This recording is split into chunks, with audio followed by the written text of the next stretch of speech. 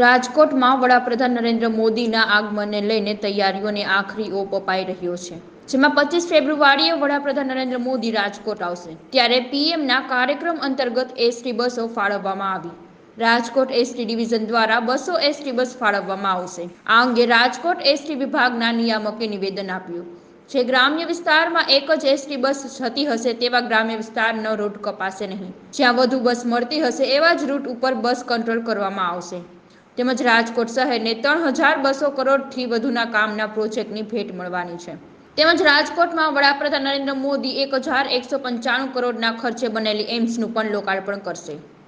આપણે માનનીય પ્રધાનમંત્રીશ્રીના કાર્યક્રમની અંદર રાજકોટ ખાતે 25 તારીખના રોજ 1400 બસો છે એ કાર્યક્રમ અંતર્ગત ફાળવવામાં આવેલી છે, જેને ધ્યાને લઈ રાજકોટ વિભાગ દ્વારા છે તેમાં 200 બસ છે એ ફાળવવામાં આવશે.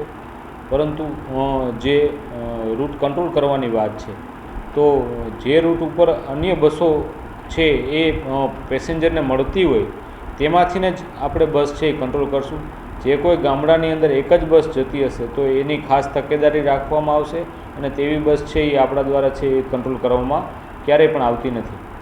દ્વારકાના કાર્યક્રમની અંદર રાજકોટ વિભાગની અંદરથી બસો ફાળવવામાં નથી આવી, કારણ કે રાજકોટ ખાતે પણ તે જ દિવસે કાર્યક્રમ હોય, તેથી રાજકોટ વિભાગની બસો છે એ દ્વારકાની અંદર કાર્યક્રમ છે તેમાં ફાળવવામાં નથી આવેલી.